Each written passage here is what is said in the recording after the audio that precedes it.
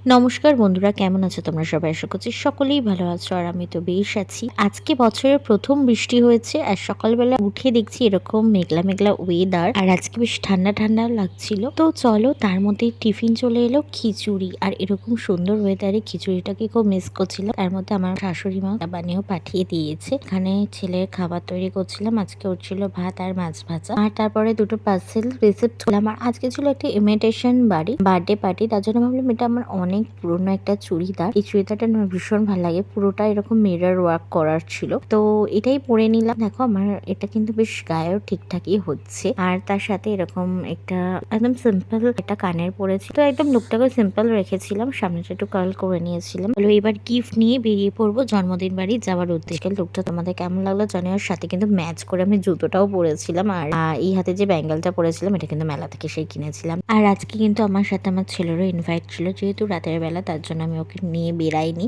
এই যে আমাদের বার্থডে গার্ল ছিল, খুবই মিষ্টি, আর ওর নামও কিন্তু মিষ্টিই ছিল। কত সুন্দর আয়োজন করা হয়েছিল কেক কাটিং এর সময়। তারপরে হাতে এক বাটি পকোড়া নিয়ে বসে গেছি, আর কফি ফুচকা সবকিছুই ছিল, কিন্তু কফি তো খাই না, তোমরা অনেকেই জানবে। ফুচকা খেয়েছিলাম। মেন কোর্সে ছিল ডিমের ডেভিল স্যালাড, নান আর ছোলার ডাল, আর সাথে ছিল চিকেন বিরিয়ানি, আর সাথে ছিল চিকেন সাপ, সেটাও কিন্তু বেশ ভালোই ছিল। চাটনি পাঁপড়, আর একটা ছিল রাজভোগ বা কমলাভোগ, এরকম কোনো একটা মিষ্টি ছিল। তো আজকে ভিডিও একটুখানি তোমাদের কেমন লাগলো জানি, ভালো লাইক করে দিও। টাটা।